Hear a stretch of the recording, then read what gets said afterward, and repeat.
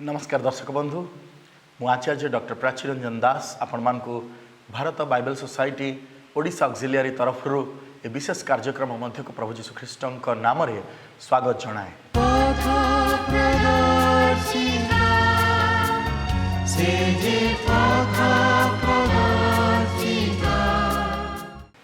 आज आमे माने गोटे ए प्रकार विषय आलोचना करबा जहाँ अति साधारण विषय।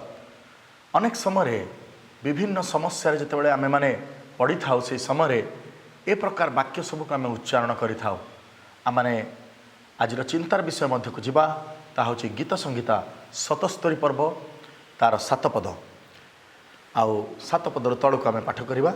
से स्थान रे प्रकार लेखा अछि, प्रभु कौन सदाकाल परित्याग करिवे, से कौन आउ सुप्रसन्न हेबे नहीं, ताहांकर दया कौन चिरकाल लुप्त हैला, ताहांकर प्रतिज्ञा कौन चिरकाल विफल हुए, परमेश्वर कौन कृपामय हेबाकु पासोरी अछंती, से कौन क्रोधरे अपना करुणा रुद्ध करि अछंती। ए सब होचे से बेलर प्रश्न जो समय आमे माने विभिन्न समस्या परीक्षा मध्य थाओ, एक अनिश्चितता मध्य थाओ, एक ए प्रकार अवस्था जो अवस्था आमे भविष्य को देखि पारु न थाओ। ए प्रकार अवस्था को जितेबाला जड़े मनीष आसे ता मन रे बहुत प्रश्न उंकी पारे। से भाभी पारे ना जे प्रकृत रे ईश्वर कौन अछंती, प्रकृत रे ईश्वर कौन मोर प्रार्थना शुणुछंती, प्रकृत रे मोर अवस्था कौन परिवर्तन हबो, सतर कौन ईश्वर हाथ में किसी क्षमता अच्छी, सतर कौन ईश्वर मनुष्य मान शक्तियुक्त, से कौन मनुष्य मान को उद्धार करिवार सक्षम, मोर यही अवस्था कौन सतरे बदलिबो परिवर्तित हबो। ए प्रकार अनेक प्रश्न आम मानकर मनरे स्वत उंकी मारे। विभिन्न समय आमे माने ए प्रकार प्रश्न मध्य जड़ित हो जाओ आउ निजको निजे प्रश्न पचारू। जितेबाला समस्यार घेर दाऊद थिले आउ जितेबाला समस्यार घेर बाइबेल अन्य समस्त विश्वासर वीरगण माने थिले, से समय से माने निजर विश्वास को हरई नथिले, से माने ईश्वर को ऊपर आस्था स्थापन करने को भूली नथिले, से माने ईश्वर को ऊपर निर्भर करने को श्रेयस्कर मणिथिले। एही स्थान रे जो गीत देखुछु आमे ताहा आसफंकर गीत आउ जिदुथुनर रीति अनुसार आसफंकर गीत बोली आमे तार प्रथम व्याख्या देखि पारुछु। तेबे एही स्थान रे परमेश्वरंकर वाक्य प्रकाश करे, से निजको प्रश्न पचारुचंती, से निजको प्रश्न पचारुचंती एथि पाई जे से समस्या अछंती। आ ऊपर जदि आपण पढ़ी आसिबे आपण देखिबे लेखा होछि, मो संकट दिन रे प्रभुंकर अन्वेषण कली। से संकट रे पड़िचंती, विपद रे पड़िचंती, तांकर अवस्था किछि भल नथिला, तांकर अवस्था बहुत खराब थिला, तांकर पारिपार्श्विक अवस्था, तांकर व्यक्तिगत अवस्था, तांकर समस्या अति गभीर थिला। जो समय लिखुचंती से जे मु समस्या समय संकट समय ईश्वर को ऊपर मु ईश्वर को अन्वेषण कली। आज आमे समस्या समय क्या अन्वेषण करूँ टे चिंता करवा। आज आमे क्या अन्वेषण करूँ, जदि आमे जगतर लोक मान ऊपर निजर निर्भर रखीचु अन्वेषण करिचु, ताले हुए तो आमे हारी जिबा, हुए तो आमे डरी जिबा, हुए तो आमे माने अधिक अधिक भयभीत हवा। किंतु परमेश्वर वाक्य प्रकाश करे, मनुष्य भाव में जितेबाला से शंकाग्रस्त हेले, जितेबाला से कष्टकर परिस्थिति देकी गले, सेतेबाला से कहले प्रभु कौन मत सतरे परित्याग करिसंती, प्रभु कौन छाड़ीदेले। अनेक समय आमे माने ईश्वरंकर कृपा उपर निर्भर करी हताश हो पड़ू। ईश्वरंकर से प्रतिज्ञा को स्मरण करी आमे क्लांत हो पड़ू। प्रभु मोर अवस्था कहीं बदलू ना, मु कौन यही प्रकार अवस्था अच्छी जो अवस्था ईश्वर आउ मो विषय चिंता करूना, ईश्वर आउ मते उद्धार करने को इच्छा करूना, ईश्वरंकर से ईश्वरत्व कौन मो जीवन में प्रकाशित हम ना, मु कौन आउ दया पाई परिबि ना। ए प्रकार अनेक प्रश्न आम मन में उंकी मारे। से दिन परमेश्वर वाक्य प्रकाश करे, आमे पढ़ी आसिलु 7 पदरु 9 पद पर्यंत, किंतु 10म पदरे गुरुत्वपूर्ण विषय लेखा अछि। लेखा अछि, तहु मु कहली ଏହା ही मोर दुर्बलता। मुझे आज शारीरिक भाव में दुर्बल हो जाइए, ये दुर्बल हो जाइए जे मु ईश्वर जे मोर उद्धारकर्ता मुझे ग्रहण करि पारि ना। मुझे आज मानसिक स्तर में दुर्बल हो पड़ी, ताले मु एथि दुर्बल हो पड़ी जे मु ईश्वर जे मोर मानसिक स्तर को बदल देवाक सक्षम, एक कथा मु ग्रहण करि पारि ना।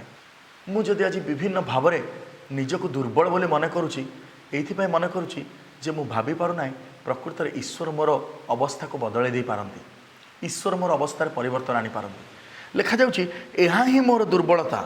ମୁଁ ଯେତେବେଳେ ଏହିସବୁ ପ୍ରଶ୍ନ ନିଜକୁ ପଚାରୁଥିଲି, ସେହି ସମୟରେ ମୁଁ ବୁଝିପାରିଲି ଯେ ପ୍ରକୃତରେ ମୁଁ ଭୁଲ କହୁଛି, ଏହା ହିଁ ମୋର ଦୁର୍ବଳତା।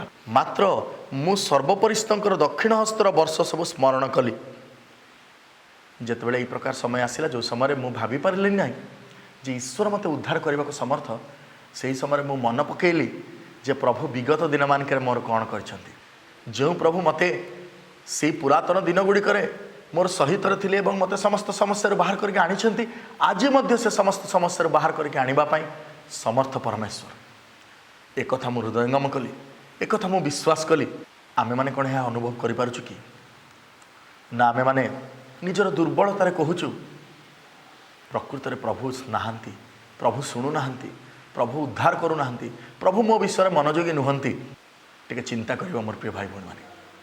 ପରମେଶ୍ୱରଙ୍କର ବାକ୍ୟ କହେ, ଦ୍ୱିତୀୟ କରନ୍ଥୀୟ 13 ପର୍ବର 4 ପଦରେ କରନ୍ଥୀୟ ମଣ୍ଡଳୀକୁ ପ୍ରେରିତ ପାଉଲ ଲେଖନ୍ତି, ସେ ତୁମମାନଙ୍କ ପ୍ରତି ଦୁର୍ବଳ ନୁହନ୍ତି, ମାତ୍ର ତୁମମାନଙ୍କ ମଧ୍ୟରେ ଶକ୍ତିମାନ ଅଟନ୍ତି। ଏହା ଈଶ୍ୱରଙ୍କର ବାକ୍ୟ। ସେ ଆମମାନଙ୍କ ମଧ୍ୟରେ ଦୁର୍ବଳ ନୁହନ୍ତି, ସେ ମନୁଷ୍ୟ ନୁହନ୍ତି ଯେ ସେ ଦୁର୍ବଳ ହୋଇଯିବେ। ମୋର ପ୍ରିୟ ଭାଇ ଭଉଣୀମାନେ, ମୋର ଦୁର୍ବଳତା ଅଛି ମନୁଷ୍ୟ ଭାବରେ। ଏହା ହିଁ ମୋର ଦୁର୍ବଳତା ଯେ ମୁଁ ଈଶ୍ୱରଙ୍କୁ ଦୁର୍ବଳ ବୋଲି ଭାବିଛି। ଈଶ୍ୱର ଖାଲି ଏଇ କାଶ, ଛିଙ୍କ, ଛୋଟ ଛୋଟ ରୋଗ, ଛୋଟ ଛୋଟ ସମସ୍ୟା ଆକୁ କେବଳ ଭଲ କରିପାରନ୍ତି। ଈଶ୍ୱର ବଡ଼ ବଡ଼ ରୋଗ, ବଡ଼ ବଡ଼ ସମସ୍ୟା, ବଡ଼ ବଡ଼ କଷ୍ଟକର ପରିସ୍ଥିତିରୁ ଉଦ୍ଧାର କରିବାକୁ ଅସମର୍ଥ। ଅଶେଷ କାହାଣୀ ଅଛି ଯେଉଁ ସ୍ଥାନରେ ଈଶ୍ୱର ତାଙ୍କର ଗୌରବମୟ ପରାକାଷ୍ଠାକୁ ପ୍ରଦର୍ଶିତ କରିଛନ୍ତି। ପରମେଶ୍ୱରଙ୍କର ବାକ୍ୟ ପ୍ରକାଶ କରେ, ସେଦିନ ସାଧୁ ପାଉଲ କରନ୍ଥୀୟ ମଣ୍ଡଳୀକୁ ଅନୁରୋଧ କରିକି କହୁଛନ୍ତି, ମୋର ପ୍ରିୟ ଭାଇ ଭଉଣୀମାନେ, ସେ ତୁମମାନଙ୍କ ପ୍ରତି ଦୁର୍ବଳ ନୁହନ୍ତି। କାହିଁକି ଅନେକ ସମୟରେ ଲୋକମାନେ ପ୍ରମାଣ ଖୋଜନ୍ତି ଈଶ୍ୱର କ'ଣ କରିପାରନ୍ତି। ସେହି ସ୍ଥାନରେ ଆପଣମାନେ ଟିକେ ଉପରକୁ ଦେଖିବେ, ଲେଖା ଅଛି, ଯେଣୁ ଯେଉଁ ଖ୍ରୀଷ୍ଟ ମୋ ଠାରେ କଥା କହୁଛନ୍ତି ତୁମମାନେ ତାହାଙ୍କର ପ୍ରମାଣ ଖୋଜୁଛ। ଆଜି ଆମେ ଈଶ୍ୱରଙ୍କ ପ୍ରମାଣ ଦେଖିବାକୁ ଚାହୁଁଛୁ କି? ପରମେଶ୍ୱରଙ୍କର ବାକ୍ୟ ପ୍ରକାଶ କରେ, ସେ ତୁମମାନଙ୍କ ପ୍ରତି ଦୁର୍ବଳ ନୁହନ୍ତି, ମାତ୍ର ତୁମମାନଙ୍କ ମଧ୍ୟରେ ଶକ୍ତିମାନ ଅଟନ୍ତି। ସେ କୌଣସି କାଳ୍ପନିକ କାହାଣୀ ନୁହନ୍ତି, ସେ କୌଣସି ଶ୍ରୁତିମଧୁର ଗଳ୍ପ ନୁହନ୍ତି, ସେ ଈଶ୍ୱର ଅଟନ୍ତି। ସେ ଆମମାନଙ୍କ ମଧ୍ୟରେ ବିଦ୍ୟମାନ, ସେ ଶକ୍ତିମାନ ଅଟନ୍ତି, ସେ ଦୁର୍ବଳ ନୁହନ୍ତି ବୋଲି ବାକ୍ୟ ପ୍ରକାଶ କରେ। ଲେଖାଯାଉଛି, କାରଣ ଯଦ୍ୟପି ସେ ଦୁର୍ବଳତା ହେତୁ କୃଷାର୍ପିତ ହେଲେ, ତଥାପି ଈଶ୍ୱରଙ୍କର ଶକ୍ତି ହେତୁ ସେ ଜୀବିତ ଅଟନ୍ତି। ଆମ୍ଭେମାନେ ମଧ୍ୟ ତାହାଙ୍କଠାରେ ଦୁର୍ବଳ, ମାତ୍ର ଈଶ୍ୱରଙ୍କ ଶକ୍ତି ହେତୁ ଆମେମାନେ ତାହାଙ୍କ ସହିତ ଜୀବିତ ହେବା। ଆମେମାନେ ଯଦିଓ ଦୁର୍ବଳ, ଆମେମାନେ ଯଦିଓ ମଣିଷ ହିସାବରେ ଦୁର୍ବଳ ହୋଇ ପଡ଼ିଛୁ ବିଭିନ୍ନ ସମସ୍ୟା ଭିତରେ, କଷ୍ଟକର ପରିସ୍ଥିତି ଭିତରେ, ତଥାପି ମନେ ରଖିବା ସେ ଦୁର୍ବଳ ନୁହନ୍ତି ଯିଏ ଆମ ସହିତ ଅଛନ୍ତି। ଆଜି ଆପଣଙ୍କ ସହିତ ଈଶ୍ୱର ଅଛନ୍ତି କି ମୋର ପ୍ରିୟ ଭାଇ ଭଉଣୀମାନେ? ଆଜି ଆପଣଙ୍କ ସହିତ ପ୍ରଭୁ ଯୀଶୁ ଖ୍ରୀଷ୍ଟ ଅଛନ୍ତି କି? ତାହାଙ୍କର ପୁନରୁତ୍ଥାନର ଶକ୍ତି ଆଜି ମଧ୍ୟ କାର୍ଯ୍ୟ କରୁଛି। ଆମେ ବିଶ୍ୱାସ କରିବା, ଆମେ ମନେ ରଖିବା, ଯେଉଁ ପ୍ରଭୁ ଯୀଶୁ ଖ୍ରୀଷ୍ଟଙ୍କୁ ମୃତ୍ୟୁର ନାହୁଡ଼ ବାନ୍ଧି ପାରିଲା ନାହିଁ, ଯେଉଁ ପ୍ରଭୁ ଯୀଶୁ ଖ୍ରୀଷ୍ଟଙ୍କୁ କବର ସମାଧି ବନ୍ଦ କରି ରଖିପାରିଲା ନାହିଁ, ସେହି ପ୍ରଭୁ ଯୀଶୁ ଖ୍ରୀଷ୍ଟ ଆମ ସହିତ ଅଛନ୍ତି, ଆଉ ସେ ଦୁର୍ବଳ ନୁହନ୍ତି। କରନ୍ଥୀୟ ମଣ୍ଡଳୀକୁ ପ୍ରେରିତ ପାଉଲଙ୍କର ଦ୍ୱିତୀୟ ପତ୍ରର 12 ପର୍ବରେ ଆପଣମାନେ ଦେଖିବେ, ପରମେଶ୍ୱରଙ୍କର ବାକ୍ୟ ଏକ ଗୁରୁତ୍ୱପୂର୍ଣ୍ଣ ବିଷୟ ପ୍ରକାଶ କରେ। ଆଉ ସେହି ସ୍ଥାନରେ 9 ପଦ ଆଉ 10 ପଦରେ ଆପଣମାନେ ଦେଖିବେ, ଆଉ ସେ ମୋତେ କହିଅଛନ୍ତି, ଆମ୍ଭର ଅନୁଗ୍ରହ ତୁମ୍ଭ ନିମନ୍ତେ ଯଥେଷ୍ଟ। ଈଶ୍ୱରଙ୍କର ଅନୁଗ୍ରହ ଆମ ନିମନ୍ତେ ଯଥେଷ୍ଟ। ମୋର ପ୍ରିୟ ଭାଇ ଭଉଣୀମାନେ, ଆଜି ଆପଣ ଯେଉଁ ଅବସ୍ଥାରେ ଅଛନ୍ତି, ଯେଉଁ ପରିସ୍ଥିତିରେ ଅଛନ୍ତି, ଯେଉଁ ପରିବେଶରେ ଅଛନ୍ତି, ପରମେଶ୍ୱରଙ୍କର ବାକ୍ୟ ପ୍ରକାଶ କରେ, ସେଥିରେ ଈଶ୍ୱରଙ୍କର ଅନୁଗ୍ରହ ଯଥେଷ୍ଟ ଅଛି। ଏଣୁ ଆମେମାନେ ହୁଏତ ଜୀବିତ ଅବସ୍ଥାରେ ଅଛୁ। ଗତ ଦିନମାନଙ୍କରେ ଲକ୍ଷ ଲକ୍ଷ ଲୋକମାନେ ପୃଥିବୀରୁ ବିଦାୟ ନେଇଗଲେ। ପ୍ରଭୁ ଆମମାନଙ୍କୁ ଜୀବିତମାନଙ୍କ ମଧ୍ୟ ରଖିଛନ୍ତି। ଆମର ଆଖି ଠିକ୍ ଅଛି, ଆମର କାନ ଠିକ୍ ଅଛି, ଆମେ ଆଜି ଦୂରଦର୍ଶନରେ ଏହି କାର୍ଯ୍ୟକ୍ରମକୁ ଦେଖିପାରୁଛୁ। ଏହା ଈଶ୍ୱରଙ୍କର କାର୍ଯ୍ୟ। ଆମମାନଙ୍କର ବ୍ରେନ୍ କାମ କରୁଛି, ସେଥିପାଇଁ ଆମେ ଏହି ବାକ୍ୟକୁ ବୁଝିପାରୁଛୁ। ଏହା ଈଶ୍ୱରଙ୍କର ଅନୁଗ୍ରହ। ଆମମାନଙ୍କ ହାର୍ଟବିଟ୍ ଚାଲୁ ରହିଛି, ଆମେ ବଞ୍ଚିଛୁ, ନିଶ୍ୱାସ ପ୍ରଶ୍ୱାସ ନେଇପାରୁଛୁ, ଏହା ଈଶ୍ୱରଙ୍କର ଅନୁଗ୍ରହ। ଆଉ ପରମେଶ୍ୱରଙ୍କର ବାକ୍ୟ କହେ, କାରଣ ଦୁର୍ବଳତାରେ ଆମର ଶକ୍ତି ସିଦ୍ଧ ହୁଏ। ହୁଏତ ବିଭିନ୍ନ ପ୍ରକାର ସମସ୍ୟା ଭିତରେ ଆମେ ଅଛୁ, ଆମେ ହୁଏତ ଦୁର୍ବଳ ହୋଇପଡ଼ିଛୁ, ଶାରୀରିକ ଭାବରେ, ମାନସିକ ଭାବରେ, ଆର୍ଥିକ ଭାବରେ, विभिन्न समस्यार घेर आम अच्छू किंतु परमेश्वर वाक्य प्रकाश करे दुर्बलतार ईश्वर शक्ति सिद्ध हुए, दुर्बलतार तांकर शक्ति सिद्ध हुए।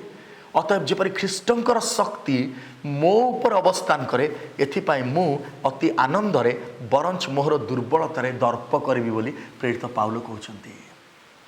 जेतेबेले मु दुर्बल अच्छी सेतेबेले ख्रीष्टंकर शक्ति मो मध्य कार्य करुछि।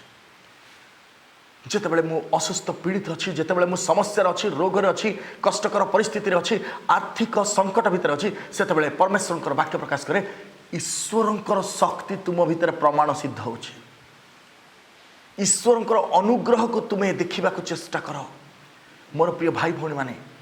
आ लेखा जाउछि ख्रीष्टंक शक्ति जेहेतु मो भितर कार्य करुछि मु अनुभव करि पारुछि एथिपाई मु अति आनंद रे निजर दुर्बलतार मु दर्प करी। हालेलुया। आज मु निजर दुर्बलतार दर्प करे कारण मु एकेला नुहे, मो मनुष्य भाव दुर्बलतार दर्प करिवार मोर किछि नाही, किंतु जदि ईश्वर प्रभु जीशु ख्रीष्ट मो सहित अछंती ताले मु मोर दुर्बलतार दर्प करी कारण मो दुर्बलतार ख्रीष्टंकर शक्ति सिद्ध होछि।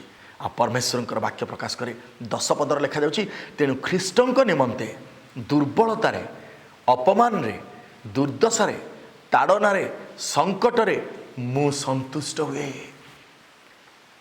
आज ये जगतर लोक मैंने अनेक समय असंतुष्ट हो पड़ती विभिन्न विषय, किंतु प्रभुंकर वाक्य प्रकाश करे जेतेबेले ख्रीष्ट तुम मध्य मूर्तिमंत, जेतेबेले तुम यीशु को विश्वास करिछ सेतेबेले तुम समस्त अवस्था रे संतुष्ट हैला परी जीवन धारण करने को आरंभ करिवो। आज असंतोषर आत्मा लोक मान को निराश दुख क्लेश आड़ को टाणी नहीं। आज आम मानकर असंतुष्ट आत्मा, आम मानकर असंतोषर जीवन आम मान को हताश और निराश आड़ को नहीं जाइए। आमे आमर अवस्था संतुष्ट हो पारिनु, सेथिपाई तो आमे कष्ट करुछु, सेथिपाई तो आमे निजको क्लांत करिछु, सेथिपाई तो आमे परिश्रम करुछु। परमेश्वरंकर वाक्य प्रकाश करे मु संतुष्ट कारण ख्रीष्ट मो सहित अछंती। आउ केवल ताहा नुहे लेखा जाउछि कारण जेतेबेले मु दुर्बल सेतेबेले मु बलवान, कारण जेतेबेले मु दुर्बल सेतेबेले मु बलवान। परमेश्वरंकर शक्ति मोर दुर्बलतार प्रमाण सिद्ध हुए। आज प्रभु चाहती आम मान को बलवान करने मोर प्रिय भाई भौणी मैंने जदि आपण मैंने निजको दुर्बल अनुभव करछन्ते, आज आपण निजको दुर्बल अनुभव करुछन्ते कि आपण को मनुष्य मानकर अनुग्रह नुहे ईश्वरंकर अनुग्रहर आवश्यकता अछि, मनुष्य मानकर दया नुहे ईश्वरंकर करुणार आवश्यकता अछि, मनुष्य मानकर अनुकंपा नुहे ईश्वरंकर शक्तिर आवश्यकता अछि। आउ दुर्बलतारे ख्रीष्टंकर शक्ति सिद्ध हुए। आज आपण दुर्बल अछंती, प्रभु जीशु ख्रीष्टंकर शक्ति आपण मान को मध्य कार्य करने इच्छा करे, सेथिपाई केवल आम तांको विश्वास करने को पड़ो। प्रभु जीशु ख्रीष्टंकर शक्ति रे विश्वास स्थापन करने को पड़ो। प्रभु जीशु ख्रीष्टंक उपरे निजर समर्पित विश्वास को स्थिर करने को पड़ो। आज प्रभु चाहती आम मान निकट में तांकर शक्ति को सिद्ध करने आम निज निजक तांकर पाद तले समर्पित करवा कि मोर प्रिय भाई भौणी मैंने जदि आम इच्छा करूँ तबे ईश्वरंकर महिमा देखिबा। परमेश्वरंकर वाक्य प्रकाश करे जदि तुम्हें विश्वास कर तबे ईश्वरंकर महिमा देखिबो। यह कौन मुझे तुमको कहली ना से दिन प्रभु जीशु ख्रीष्ट मार्था को कहते। आज प्रभु जीशु ख्रीष्टंकर आत्मा आपण मान को कहती तुम्हें जदि विश्वास कर तबे ईश्वरंकर महिमा देखिबो। से तुम सहित अछंती, से तुम सहित एपर्यंत तांकर शक्ति को प्रमाण सिद्ध कर आसीचंती जद्यपि आमे तांको विश्वास करिना, जद्यपि आमे बुझी पारिना। आ आज प्रभु कहती तू हारी जा, यह मु चाहे ना, कारण मु तोर बल। से आमको जीवन दवापाई, आशीर्वाद रे पूर्ण करने एवं बल रे पूर्ण करने, शक्तियुक्त करने ए पृथ्वी को आसते। जदि आमे विश्वास करुचु तबे ईश्वरंकर महिमा को देखिबा। जदि आमे विश्वास करुचु तबे ईश्वरंकर आश्चर्य कर्म को देखिबा। जदि आमे विश्वास करुचु तबे ईश्वरंकर प्रचुर अनुग्रह को अपना जीवन अनुभव करि परिबा। आज आमे को अवस्था अच्छु निज निजको देखिबा, आउ निजको प्रभुंकर पाद तले समर्पित करवा। निश्चित भाव में से आम मानकर दुर्बल अवस्था को एक बलवान अवस्था परिणत करेंगे। प्रभु जीशु ख्रीष्टंकर अनुग्रह आम मानकर सहवर्ती हो। धन्यवाद।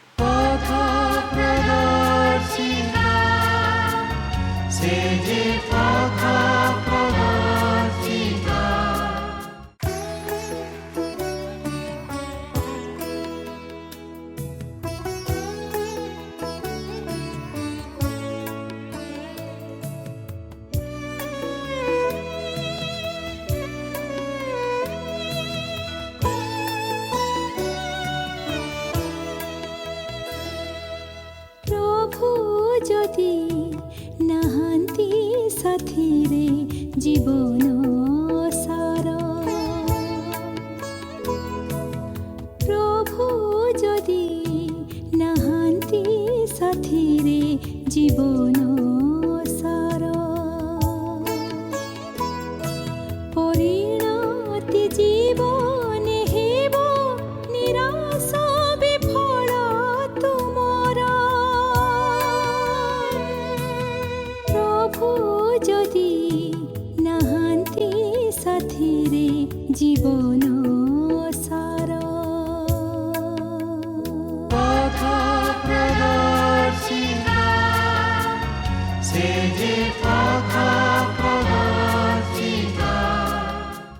आशा करे आज कार्यक्रम आपण मानक निश्चित भाव में भल लगी जदि आपण आहुरी अधिक जानापी इच्छा करती तेबे टीवी परदा उपरे थिबा आम मानकर जोगाजोगर ठिकाना जोगाजोग करंतु आमर भाई भौणी माने आपण मानक निमंते प्रार्थना करेंगे एवं आपण मानकु प्रभु जीशु ख्रीष्ट विषय अधिक जानापी साहाय्य करेंगे।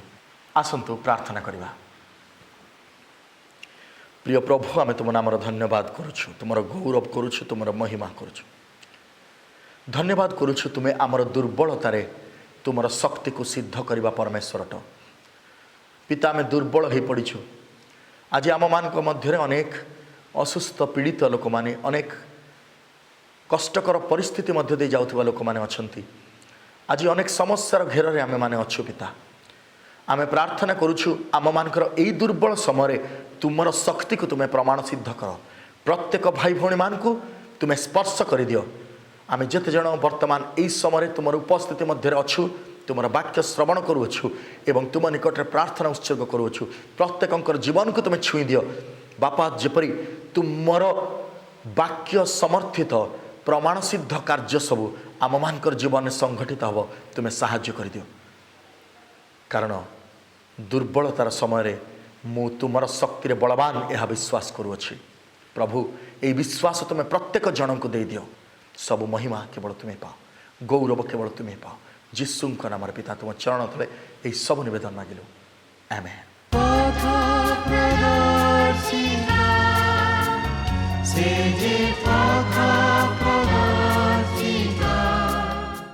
इमानुएल विजन द्वारा प्रस्तुत कार्यक्रम तो आपण मैंने देखुंट देखा सहित आपण मानक सुचिंतित मतामत दे आमको उत्साहित करंतु। एही कार्यक्रम डीडी ओडिया टीवी चैनल मध्य प्रत्येक सोमवार ठारू बुधवार पर्यंत रात्रि 8:30 रु 9 प्रसारित हेउची देखिबा को जत्नवान हेबे।